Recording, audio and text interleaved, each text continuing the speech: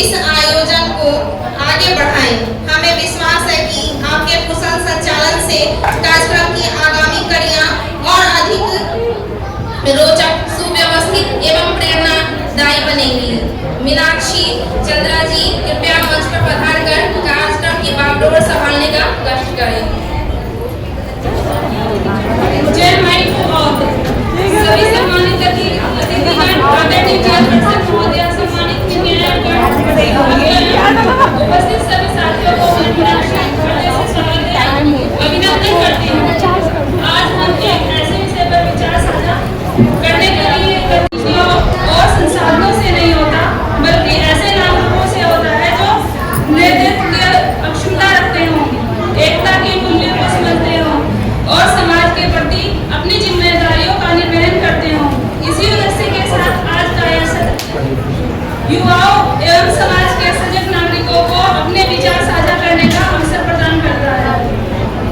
किसी भी वैचारिक सत्र की सफलता अनुभवी मार्गदर्शन और प्रेरणादायी नेतृत्व से और अधिक समृद्ध हो जाती है।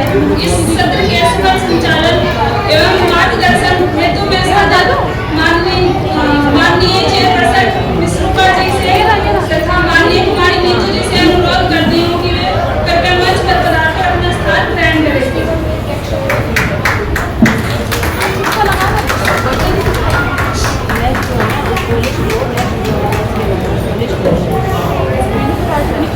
हमें पूर्ण विश्वास है कि आपके अनुभव एवं मार्गदर्शन से यह सब प्रतिभागियों के लिए प्रेरणादायी एवं उत्साहवर्धक सिद्ध होगा। प्रोफेसर रूपा गौतम जी एवं कृपया मंचासीन होकर इस सत्र का मार्गदर्शन करने की कृपया करें।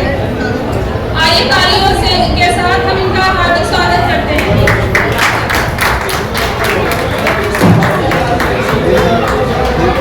आज के इस विशेष और अत्यंत प्रेरणादायी सत्र में जहां हम हमारे समाज के महान और अद्वितीय समाजशास्त्रियों व कार्यकर्ताओं के विचारों तथा उनके वक्तव्यों पर विमर्श करने जा रहे हैं। इस सत्र की अध्यक्षता करने के लिए हमारे बीच एक ऐसी मार्गदर्शक और बहुमुखी व्यक्तित्व की धनी उपस्थित है जिन्होंने सेवा और समर्पण को अपने जीवन का ध्येय बनाया है।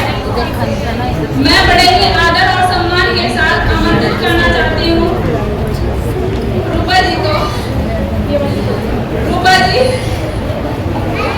वैसे से एक सीनियर नर्सिंग ऑफिसर के रूप में स्वास्थ्य सेवा के क्षेत्र में निरंतर अपनी अमूल्य सेवाएं दे रही हैं।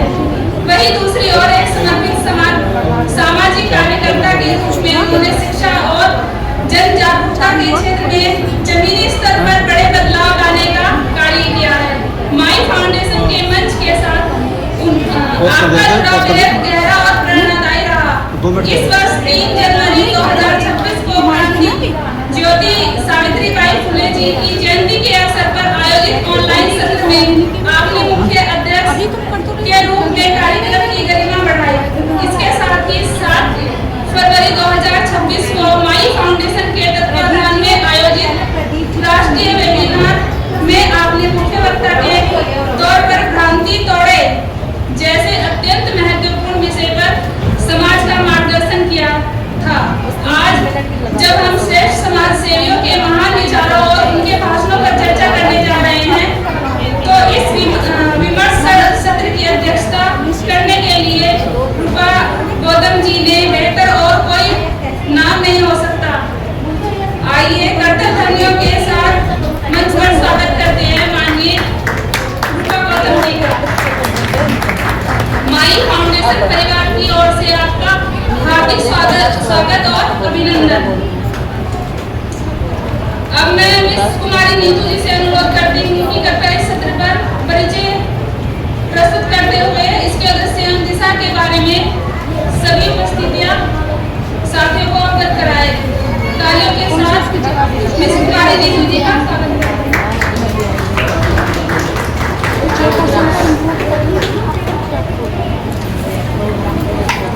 थैंक यू मीनाक्षी जी। जय माई भगवती।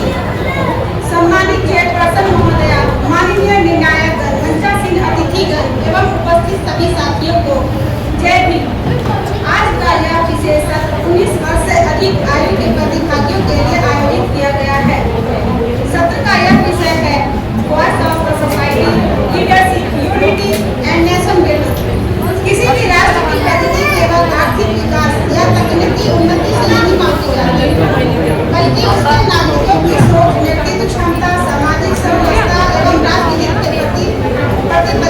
निर्धारित होती है। इन्हीं महत्वपूर्ण मूल्यों को केंद्र में रखते हुए इस सत्र का आयोजन किया गया है, जहां प्रतिभागी अपने विचारों, अनुभवों एवं दृष्टिकोणों के माध्यम से नेतृत्व, एकता, सामाजिक दायित्व, राष्ट्र निर्माण जैसी महत्वपूर्ण विषयों पर अपने विचार प्रस्तुत करेंगे। यह मंच प्रतिभागियों को अपनी अभिव्यक्ति क्षमता, वैचारिक स्पष्टता, सामाजिक समझ को प्रस्तुत करने का अवसर प्रदान करता है।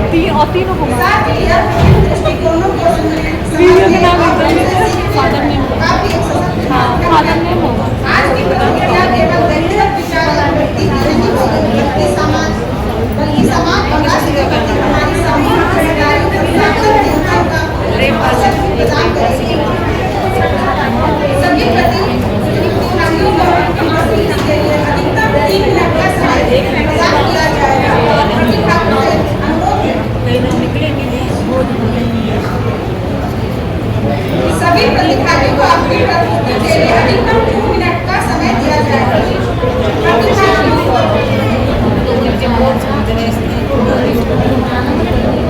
प्रस्तुति के दौरान विषय की गरिमा, अनुशासन एवं सम्मानजनक भाषा का विशेष ध्यान रखा जाए। प्रतिभागियों को प्रोत्साहित किया जाता है कि वे अपने विचार को सार्थक उदाहरणों, अनुभवों एवं सकारात्मक दृष्टिकोण के साथ प्रस्तुत करें। सभी प्रस्तुतियां केवल व्यक्तिगत अभिव्यक्ति का माध्यम है, अतः हम सभी से अपेक्षा है कि प्रत्येक व्यक्ति के प्रति समान एवं सौहार्दपूर्ण वातावरण बनाए रखें।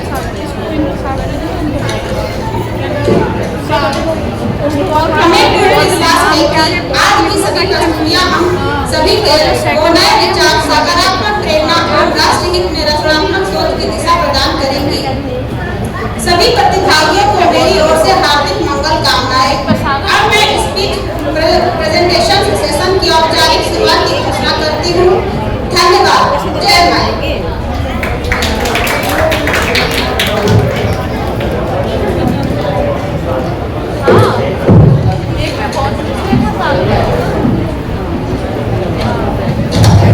धन्यवाद मिस कुमारी नीतू जी, आपके द्वारा साझा किए गए विचारों से इस सत्र के गाइडलाइंस एवं उद्देश्यों को अत्यंत प्रभावशाली ढंग से प्रस्तुत किया गया है। अब इस सत्र की मुख्य प्रस्तुतियों की ओर अग्रसर होते हैं। आज के इस मंच पर प्रतिभागी नेतृत्व, सामाजिक समरसता, राष्ट्रीय एकता एवं राष्ट्र निर्माण से जुड़े विभिन्न विषयों पर अपने विचार प्रस्तुत करेंगे। सभी प्रतिभागियों से अनुरोध है कि वे निर्धारित समय ज्यादा से ज्यादा 2 मिनट का पालन करते हुए अपने विचार स्पष्ट करें और प्रभावशाली अभिव्यक्ति के साथ प्रस्तुत करें। सबसे पहले मैं इस मंच के इस सत्र के प्रथम प्रतिभागी से अनुरोध करती हूँ कि कृपया मंच पर पधारकर अपने निर्धारित स्थान ग्रहण करें।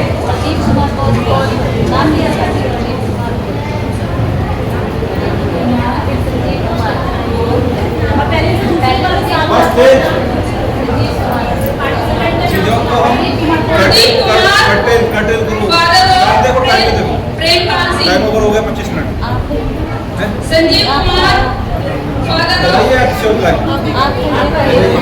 रघुवीर सिंह,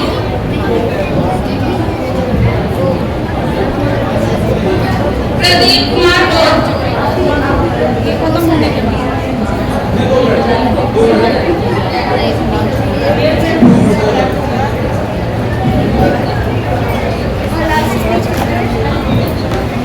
नेक्स्ट राहुल चंद्रा,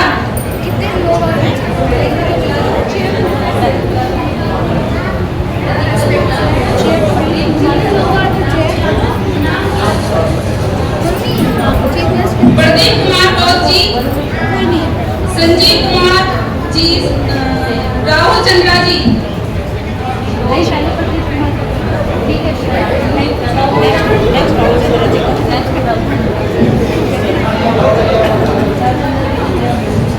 साथियों जय भीम, जय भारत, जय संविधान, जय भाई, जय राम भाई, जय सावित्री भाई।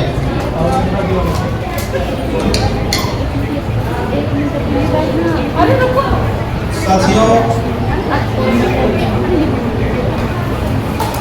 बहुत सवाल उठे, बहुत बातें हुई और जो पुरुषों ने जो महिलाओं पे अत्याचार किए या उनके पीछे रखने की जो कोशिश की, निश्चित तौर पे हमारा यह विश्वास है कि हमारे पुरुषों ने वो गलती नहीं की।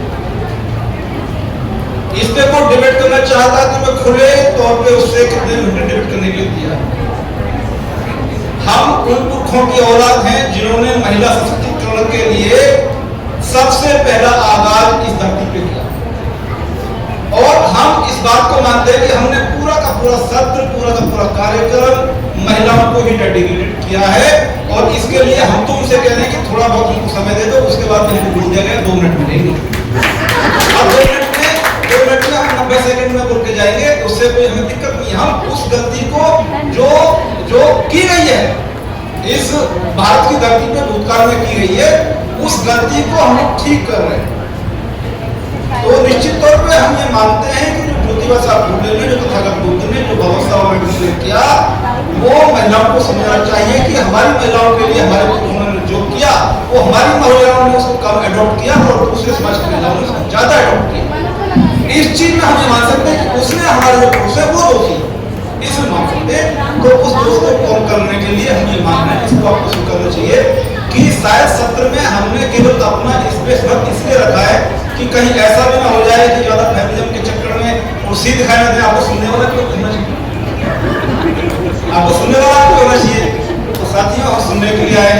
अपनी बात थोड़ा सा ये कहते हुए मेरा जो विषय था, मेरा विषय ये था कि organisations grow stronger through trend and active workers. बस एक बात मैं बताऊंगा कि 2 मिनट की बात है, 2 मिनट में हमको करनी ही चाहिए, हमको ये समय ज्यादा नहीं। ट्रेंड होने का मतलब ये है कि एक सामान्य व्यक्ति अगर होता है तो शेर उसको खा जाए, और यदि ट्रेंड होता है तो शेर को खा जाता है। तो ऐसे समझे कि अगर आप ट्रेंड है,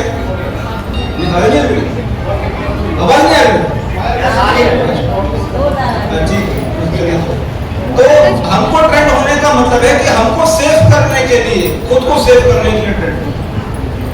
और ट्रेंड होने से एक ऐसा होता है कि जो लोग सीख चुके हैं, जिनको ये लगता है कि हम लोग थोड़ा बहुत जानते हैं, तो उनको अन्य लोगों को जो सिखाने की आप कोशिश करनी चाहिए। उसमें ऐसा होना चाहिए कि ऐसा नहीं कि आप सिखा रहे तो गाड़ी में किसी के हवा देकर तो आप चला गाड़ी, नहीं, ऐसे नहीं हो सकता। वो भी चुक जाएगा और चुक लेगा। तो आपने क्या करना है कि ड्राइवर को जब सिखाते हैं साथ में बैठना, उसके साथ में बैठना है कि इतने स्पेस आपको रेस देंगे, इतना ब्रेक करना। लेकिन फिर ऐसा नहीं करना कि मेरे कहने से ही चल। हमको इतना सिखाना है कि वो सीख जाए और खुद अपने जीवन के निर्णय लेना शुरू करे, और हम खुद भी ट्रेंड हों और आने वाली पीढ़ी के लिए ट्रेंड करें। जय हिंद, जय भारत, जय संविधान, जय भारत।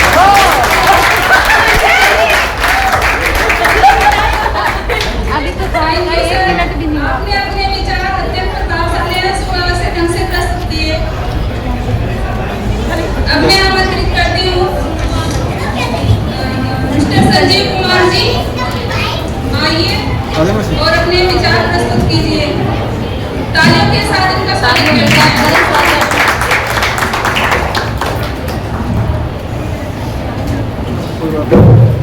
हेलो, जय माई, जय रमाई, जय सावित्री बाई, जय भीम, नमो बुद्धाय। मैं सीधा टॉपिक पर जाऊंगा क्योंकि सुबह से महिला सशक्तिकरण के बारे में सभी ने अपनी चर्चा कर दी है और समय की कमी है। Institutional leadership is better than individual leadership, यानी कि यदि अकेला व्यक्ति कोई नेतृत्व करता है किसी भी चीज का, तो वो संगठनात्मक जो शक्ति है उसके प्रति क्या जागरूकता रहती है। अगर संगठन में जो शक्ति है, जैसे कि हम सब जो कार्य करते हैं, इसका एग्जाम्पल है जितने भी हमारे कार्यक्रम होते हैं, माई फाउंडेशन के या अंबेडकर जयंती समारोह के, वो हम एक संगठन के माध्यम से करते हैं। इंडिविजुअल किसी व्यक्ति विशेष का उस पर आधिपत्य नहीं रहता है।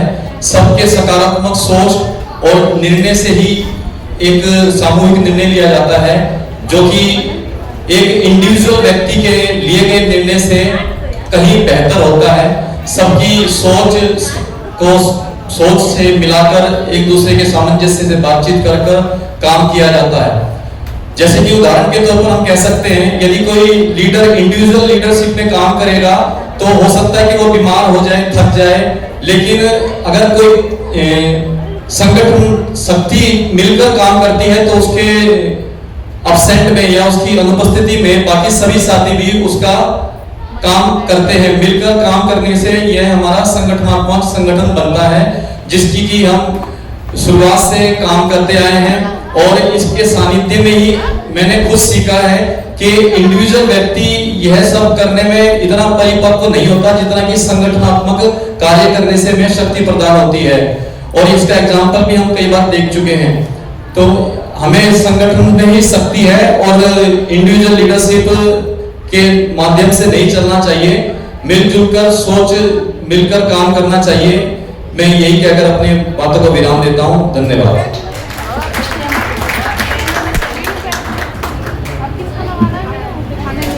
Thank you sir. आपकी प्रस्तुति में विषय की समझ और सार्थक दृष्टिकोण स्पष्ट रूप से परिलक्षित हुआ है। Thank you sir. अब मैं आमंत्रित करती हूँ मिस्टर राहुल चंद्रा जी को। आइए और अपने विचार प्रस्तुत करिए और तालियों के साथ इनका स्वागत करते हैं।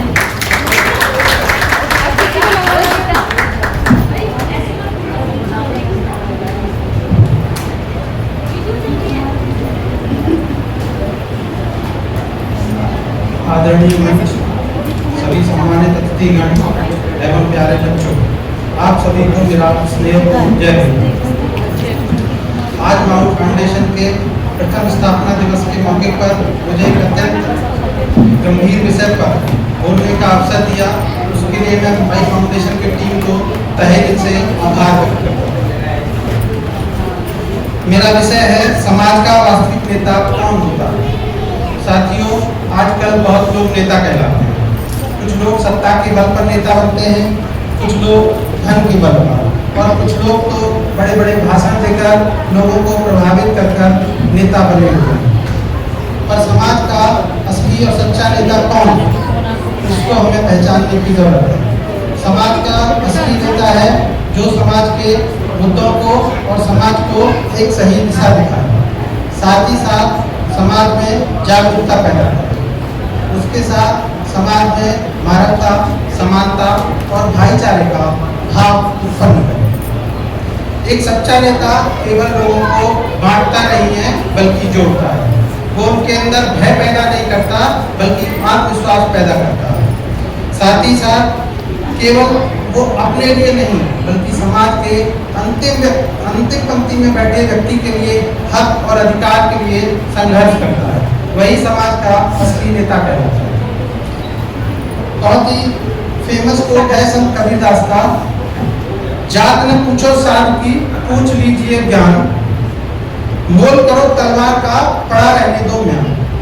इस दोहे का अगर अर्थ समझने की कोशिश करें तो मुझे किसी व्यक्ति के बाहर आडंबर से उसके ज्ञान का माप नहीं करना चाहिए। जैसा कि हमें तलवार का मोल करना चाहिए बल्कि उसके कब्र का नहीं, जो उसका इन्वेलप होता है। म्यान मतलब यहाँ पे उसके कब्र को दर्शाया गया, उसका जो कब्र लिफाफा होता है उसकी कोई कीमत नहीं। आजकल के जो नेता हैं समाज में, वो आपको तरह तरह के बाहर आडंबर ढोंग करते हुए दिखेंगे, लेकिन उनके अंदर उनका विचार कितना प्रबुद्ध है, विचार कितना मजबूत है। समाज के लिए उनके पास, समाज को आगे बढ़ाने के लिए, या समाज में जो वंचित वर्ग है, सामाजिक रूप से कमजोर लोग हैं या महिलाएं हैं, जिनके साथ इतने सदियों से, आज सुबह से उसी पर चर्चा चल रही है कि महिलाओं को वो अवसर नहीं मिल पाए, उनके लिए कितना अवसर देने के लिए उसके पास क्या विजन है, वही समाज का सच्चा नेता और सही नेता है मेरे मायने में। इसी कड़ी में अगर आगे हम लोग याद करते हैं महात्मा ज्योतिराव फुले जी, महात्मा ज्योतिराव फुले जी ने उस कालखंड में ये महसूस किया समाज को जागरूक करने के लिए शिक्षा से अच्छा कोई हथियार नहीं। उन्होंने शिक्षा को एक महत्वपूर्ण हथियार बनाया और समाज को जागरूक किया। अपनी पत्नी श्रीमती सावित्रीबाई फुले जी के साथ मिलकर सामाजिक रूप से कमजोर वर्ग और महिलाओं के लिए स्कूल खोले और उन्होंने ये कहा कि जो नेता है वो वास्तविक रूप से विचारों से स्ट्रॉन्ग होना चाहिए, वही सच्चा नेता है। समय की पाबंदी है, मैं थोड़ा कम ही बोलूंगा, बहुत जल्दी अपनी बात खत्म करूंगा, 30 सेकंड और लूंगा आप लोग के। मैं बाबा साहब अम्बेडकर को याद करता हूँ। बाबा साहब अम्बेडकर ने कहा, शिक्षित बनो, संगठित रहो और संघर्ष करो। सबसे पहले हमें अपने समाज को शिक्षित करने की जरूरत है। ये प्लेटफॉर्म ऐसे आयोजन से हमारी जो नई पीढ़ी है उसको एक बोलने का और एक तरीके से जो एजुकेशन है, जो सोशल एजुकेशन है, उसको उनके अंदर पैदा करने के लिए इस तरह के प्लेटफॉर्म बहुत जरूरी हैं। तो इसलिए पहले शिक्षित हों, तभी हम संगठित होंगे और उसके बाद कहीं जाकर संघर्ष करेंगे। और जब आप संघर्ष करेंगे तभी जाकर आप इस समाज में अपने हक और अधिकार की लड़ाई लड़ सकते हैं। बाबा साहब ने एक बात और कही थी कि अपने अधिकार आपको मांगने से नहीं मिलेंगे, आपको अपने अधिकारों के लिए पहले जागरूक होना पड़ेगा और उसके बाद संघर्ष करना पड़ेगा। तो दोनों चीजों के लिए भी शिक्षा बहुत जरूरी है। साथ ही साथ बाबा साहब ने जितने भी अपना जीवन में कठिन समय में हम समाज के लिए जो काम किए, उसके साथ साथ माता रमाबाई ने भी उनके साथ पूरा धैर्य, त्याग और समर्पण का भाव दिखाया। इसी वजह से वो ये सब काम हमारे समाज के लिए कर पाए। तो महिला शक्ति का भी कितना बड़ा योगदान है। हम बाबा साहब को याद करते हैं, त्याग मूर्ति माता रमाबाई जी को भी हमें याद करना चाहिए, उनको भी भूलना चाहिए। इन्हीं सब बातों के साथ मैं अपनी वाणी को विराम देता हूँ।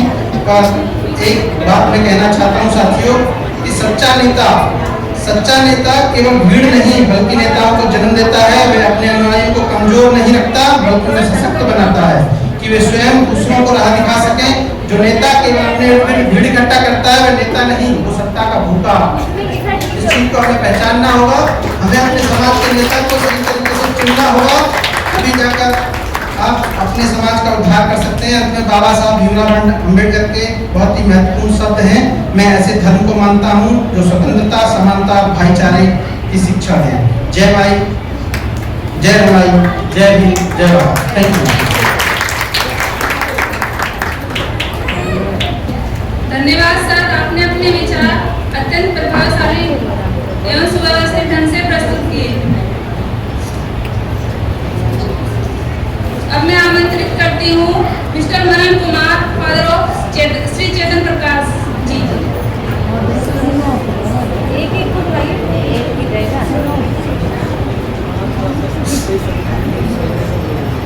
जय भीम सभी को। जय भीम। मैं सब कुछ ज़्यादा समय नहीं कहूँगा। मेरा टॉपिक है leadership should be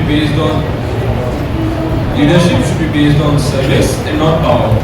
So when we hear about the word leader, what comes into our mind? Is it someone controlling? Someone who gives orders, authoritative? I believe that true leadership comes through service, responsibility, and helping others.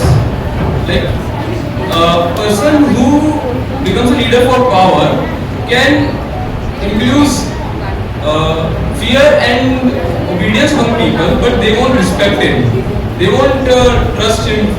While someone who becomes a leader for service can induce loyalty and respect among them. Service-based leadership means that understanding people's problems, standing by them, and creating decisions for them. It is more for how I can serve the people instead of how they can serve me. For example, we can think of a teacher teaching the students in the class, class representative guiding his classmates, and a team captain engaging them. It is more about trusting the leader and not fearing them. So the greatest leaders are known for their services and rather not the power they hold. This is because they realize that leadership is not a privilege, it is a responsibility.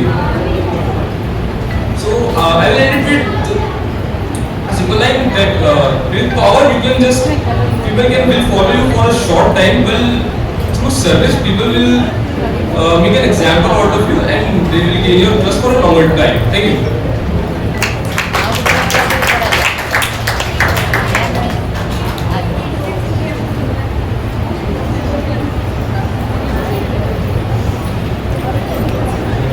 Thank you sir. अब मैं आमंत्रित करती हूँ mister तेजचंद जी को, son of Babulal ji.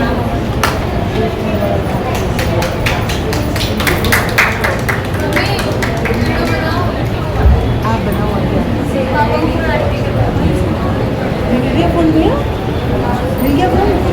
होगा ही क्या है।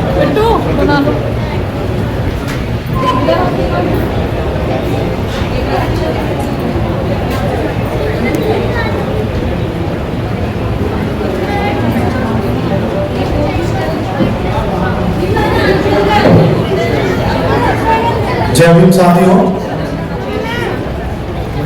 सबसे पहले माता रमाबाई, माता सावित्रीबाई को नमन करते हुए और माई फाउंडेशन की कार्यकारिणी को धन्यवाद करते हुए कि पूरे उन्होंने समय दिया बोलने के लिए। मेरा आज का टॉपिक है an organisation becomes strong through discipline and dedication. कोई भी ऑर्गेनाइजेशन कैसे स्ट्रॉन्ग होता है, उसके दो मेन पिलर हैं। Success is about discipline and dedication. Success को अपने आप में कोई चीज नहीं है जब तक उसमें आप डेडिकेशन नहीं लगाते हो या उसमें अपना कोई discipline. Introduction. Every successful organisation, whether business, चाहे कोई भी बिजनेस हो, कोई भी गवर्नमेंट ऑर्गेनाइजेशन हो, चाहे हमारा फाउंडेशन हो, कोई भी इस तरह का ऑर्गेनाइजेशन हो, वो बिना डेडिकेशन के और बिना डिसिप्लिन के सक्सेस नहीं हो सकता है। वो दो मेन फंडामेंटल पिलर्स हैं, डिसिप्लिन एंड डेडिकेशन। डेडिकेशन और डिसिप्लिन ये दोनों मिलकर आप एक कल्चर क्रिएट करते हैं एक्सीलेंस का, सक्सेस का और लॉन्ग टर्म सक्सेस का और ट्रस्ट का। अब आता है discipline. What is discipline? Discipline क्या है? डिसिप्लिन एक एबिलिटी है। हमें अपने अंदर एक एबिलिटी डेवलप करने की जरूरत होती है कि हमने अपनी ऑर्गेनाइजेशन में जो रूल्स हमारे लिए बनाए गए हैं उनको किस तरह से फॉलो करना है।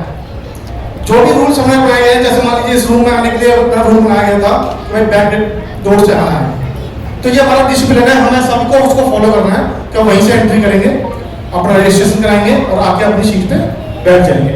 तो जो भी रूल्स किसी भी ऑर्गेनाइजेशन बनाए हैं उनको हमें फॉलो करना है, ये डिसिप्लिन है। ये इसकी खासियत क्या है? ये हमें क्या देता है?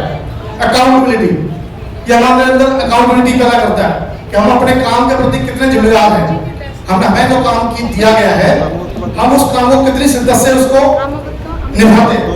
दूसरा पंक्चुअलिटी, समय की पाबंदी। तीसरा है प्रोफेशनलिज्म। जो भी काम हमें दिया जा रहा है या दिया गया है हम उसको कितने अच्छे तरीके से डिलीवर करते हैं अपने काम को। एथिकल कंडक्ट, नैतिक जिम्मेदारी हमारी जो होती है, नैतिकता जिसको बोलते हैं।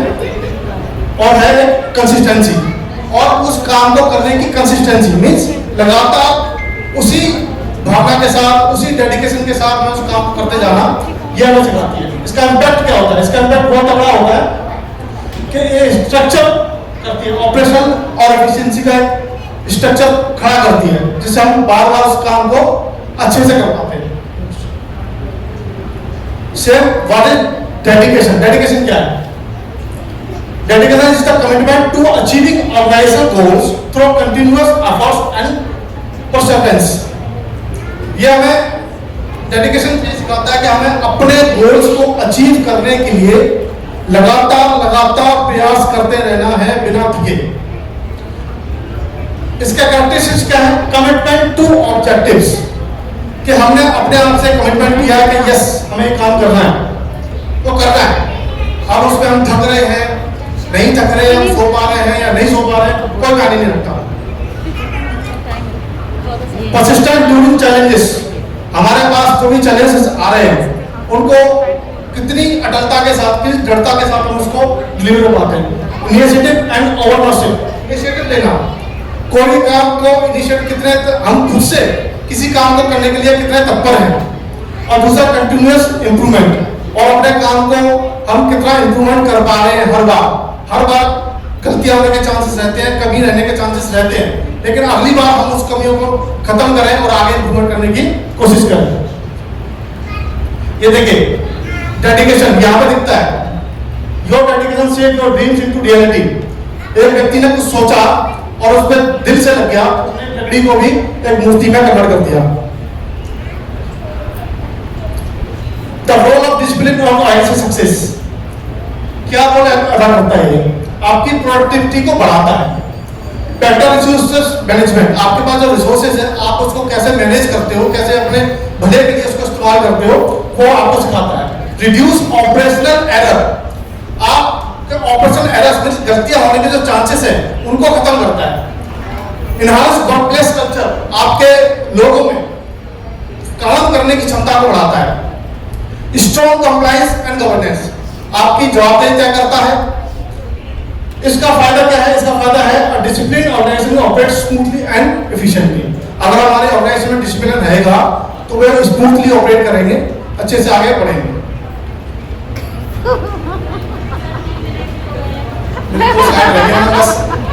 दो स्लाइड रहेंगे, खत्म है।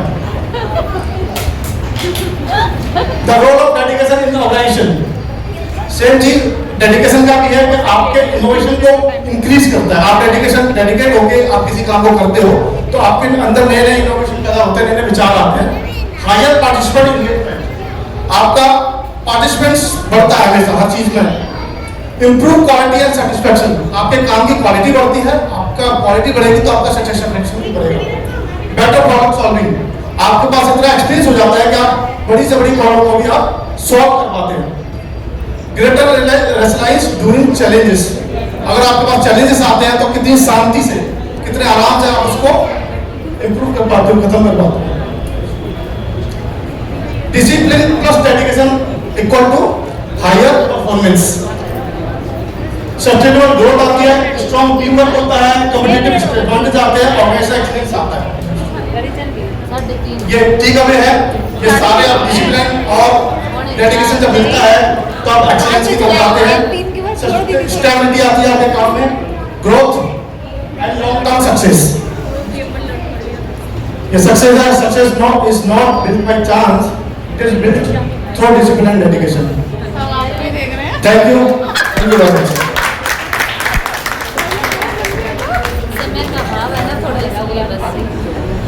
धन्यवाद सर, आपने अपनी प्रस्तुति में विषय की समझ और साधक दृष्टिकोण से स्पष्ट रूप से परिलक्षित किया है। अब मैं आमंत्रित करती हूँ मिस्टर दीप सागर जी को, आइए और अपने विचार प्रस्तुत कीजिए। ताली से स्वागत करते हैं मिस्टर दीप सागर जी को।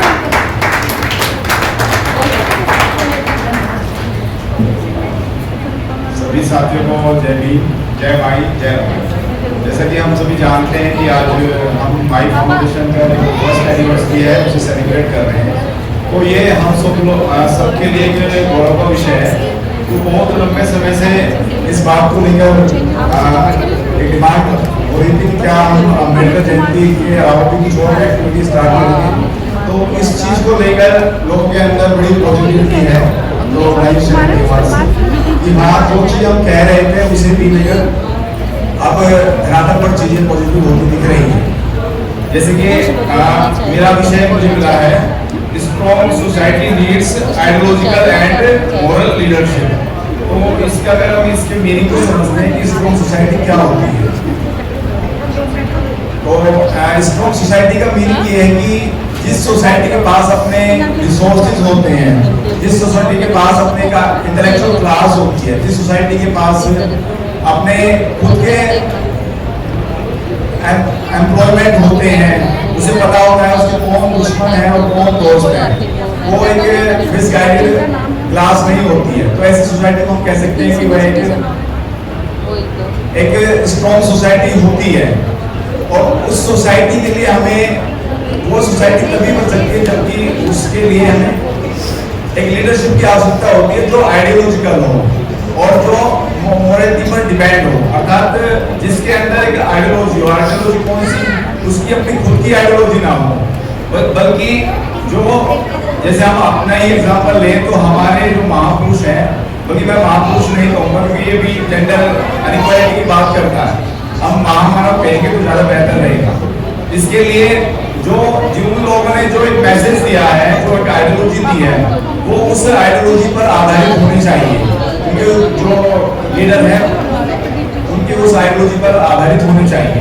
और साथ ही वो उनके अंदर एक मोरलिटी होनी चाहिए कि सच क्या है और झूठ क्या है।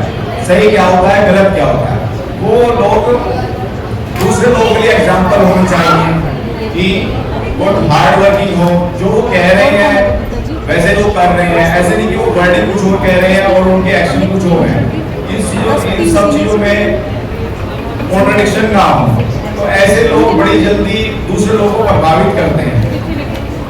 तो ये बहुत बड़ा एक मील का पत्थर नहीं है कि ये काम जो है बड़ा मुश्किल है। इन सब चीजों पे हमें विशेष रूप से ध्यान देने की आवश्यकता है। चूंकि समय का अभाव है, तो इन्हीं शब्दों के साथ मैं अपनी बात को खत्म करता हूँ। जय भीम, जय माई, जय भारत।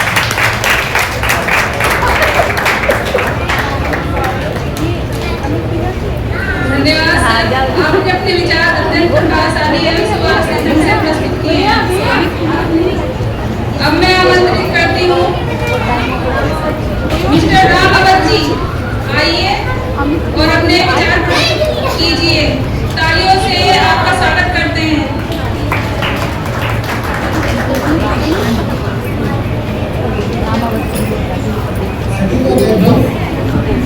फाउंडेशन के प्रथम स्थापना दिवस के अवसर पर आयोजित कार्यक्रम में उपस्थित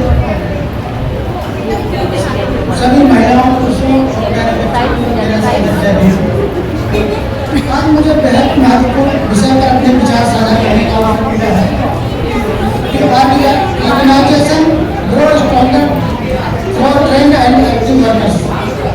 प्रशिक्षित और सक्रिय कार्यकर्ताओं के माध्यम से संगठन अधिक साथियों, किसी भी इमारत की मजबूती उसकी नींव की ईंटों पर टिकी होती है, न कि उसकी चमकती हुई दीवारों पर। ठीक इसी तरह किसी भी संगठन, समाज या राष्ट्र की असली ताकत उसके शीर्ष नेतृत्व में नहीं, बल्कि उसके जमीनी कार्यकर्ताओं में। कार्यकर्ता संगठन की रीढ़ की हड्डी होते हैं, लेकिन केवल भीड़ जुटाने से संगठन मजबूत नहीं होता। संगठन को मजबूत बनाने के लिए दो चीजें जरूरी है, ट्रेनिंग और एक्टिविटी। प्रशिक्षण जरूरी क्यों है? एक प्रशिक्षित कार्यकर्ता उस सिपाही की तरह जिसके हाथ में हथियार तो है, लेकिन उसे चलाना नहीं आता। प्रशिक्षण कार्यकर्ता को संगठन की विचारधारा, उसके उद्देश्यों और कार्यप्रणाली से परिचित कराता है। प्रशिक्षण से कार्य कुशलता बढ़ती है। प्रशिक्षण कार्यकर्ताओं में अनुशासन और सही दिशा पैदा करता है। एक प्रशिक्षित कार्यकर्ता विपरीत परिस्थितियों में भी समझदारी से निर्णय लेने में सक्षम होता है। सक्रियता क्यों जरूरी है? ज्ञान कितना भी हो, अगर उसे अमल में न लाया जाए तो वो व्यर्थ है। सक्रियता ही उसकी ऊर्जा है और जो संगठन को जीवित रखती है। एक सक्रिय कार्यकर्ता हमेशा समाज के बीच में रहता है, लोगों की समस्याओं को सुनता है और संगठन की बात को जन जन तक पहुंचाता है। सक्रियता से संगठन में गतिशीलता बनी रहती है और कभी कमजोर नहीं होता। जब प्रशिक्षण की समझ और सक्रियता का जोश एक साथ मिलते हैं तो एक ऐसा अजय बल तैयार होता है जो किसी भी बड़े लक्ष्य को हासिल कर सकता है। ऐसे कार्यकर्ताओं के दम पर संगठन न केवल मजबूत होता है, बल्कि वह इतिहास रचने की क्षमता रखता है। अंत में मैं यही कहूँगा कि नेतृत्व सिर्फ दिशा दिखाता है, लेकिन उस रास्ते पर चलकर मंजिल तक पहुँचने का काम हमारे प्रशिक्षित और सक्रिय कार्यकर्ता ही कर सकते हैं। धन्यवाद। जय भाई, जय भाई, जय भगवती, जय भीम।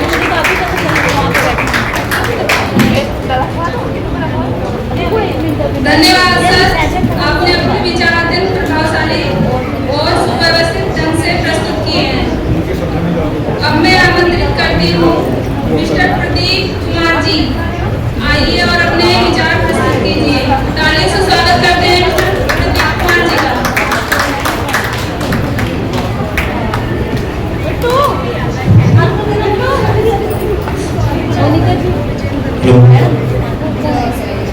सभी को नमस्कार। इससे पहले कि आप अभी काली पत्ती में बैठी पत्ती का आदेश हुआ कि आज आपको भी बोलना है। हालांकि मैंने किसी विषय पर तैयारी की है, लेकिन अब क्योंकि मुझे खड़ा कर दिया जाए तो कुछ तो कहना ही पड़ेगा। मेरे सामने एक लिस्ट रखी गई थी इसके अंदर कुछ टॉपिक थे। इसमें से एक टॉपिक था इंडिविजुअल लीडरशिप बेहतर है या इंस्टीट्यूशनल लीडरशिप बेहतर है, संस्थागत नेतृत्व अच्छा है या व्यक्तिगत नेतृत्व अच्छा है। इसमें मेरा विचार है कि संस्थागत नेतृत्व काफी अच्छा है, क्योंकि संस्थागत नेतृत्व में आप अनुशासन मेंटेन कर सकते हैं, वो किसी एक व्यक्ति के ऊपर निर्भर नहीं करता है। यदि एक व्यक्ति नेतृत्व को छोड़ देता है या विचारधारा से टिक जाता है, उसके बावजूद संस्थागत नेतृत्व को आगे बढ़ा सकता है कार्य। व्यक्तिगत नेतृत्व में जोखिम रहता है कि कोई व्यक्ति उसको इन्फ्लुएंस कर दे या वो अपनी पार्टी चेंज कर दे या विचारधारा में टिक जाए। ऐसे में संस्थागत नेतृत्व को कार्य को आगे बढ़ाकर उनको जारी रख सकता है। और मुझे बड़ा अच्छा लगा इस मौके पर बोलने के लिए। माई फाउंडेशन 1 साल का हो गया। 1 साल बाद जो हमारे बच्चे होते हैं वो धीमे धीमे बैठने लगते हैं, चलने लगते हैं, चल के दौड़ने की तैयारी करते हैं। लेकिन ये ऐसा है कि माई फाउंडेशन अपने आने वाले सालों में और नेशनल चलना शुरू करेगा, बहुत तेजी से दौड़ेगा। मैं आप सभी को इस विचार के साथ यहाँ पर छोड़ के जा रहा हूँ। Thank you very much. इसलिए मैं अपनी पत्नी की आशाओं को ध्यान दिलाऊंगा कि उन्होंने व्यवस्था कराती है। धन्यवाद।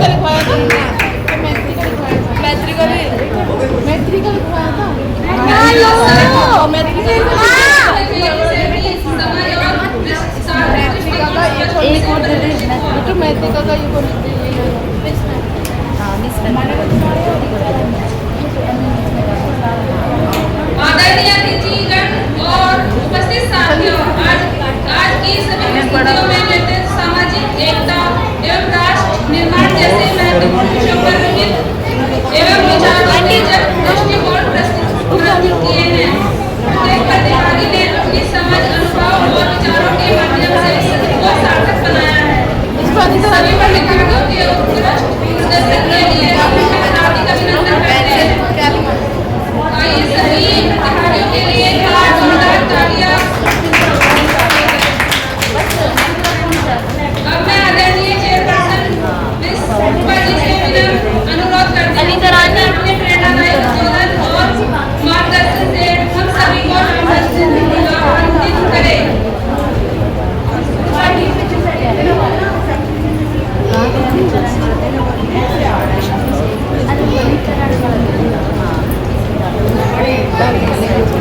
थैंक यू मीनाक्षी जी।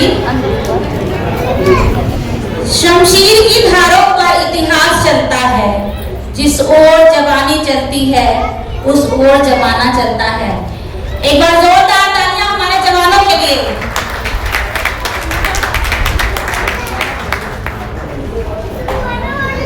आदरणीय माई मंच, chief guest sir and my foundation की कर्मठ टीम, प्रबुद्ध निर्णायक मंडल और वैचारिक महाकुंभ में उपस्थित यहाँ पर मेरी अम्बेडकराइट फैमिली मेंबर्स, आप सभी को मेरा जय भीम। आज का ये जो सत्र था वो एक कार्यक्रम मात्र नहीं है, यह वैचारिक रूप से समृद्ध करने वाला एक अनुभव है। माई फाउंडेशन के बैनर तले इस सेशन में लीडरशिप, नेतृत्व, यूनिटी, एकता, नेशन बिल्डिंग, राष्ट्र निर्माण जैसे अत्यंत महत्वपूर्ण विषयों पर चर्चा करने के लिए एकत्र हुए थे। तो मुझे इस मंच की अध्यक्षता करते हुए अपार हर्ष महसूस हो रहा है। सबसे पहले मैं इस सत्र में भाग लेने वाले सभी प्रतिभागियों को बहुत सारी शुभकामनाएं देती हूँ। एक बार ऑडियंस से रिक्वेस्ट करती हूँ कि जोरदार तालियां सभी पार्टिसिपेंट के लिए, क्योंकि वो बहुत मेहनत करके आए थे और हमने उनका समय छीन लिया।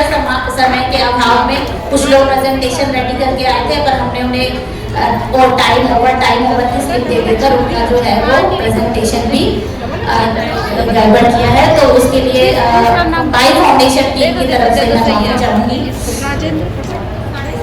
और सबसे पहले मैं इस सत्र में भाग लेने वाले ऊर्जावान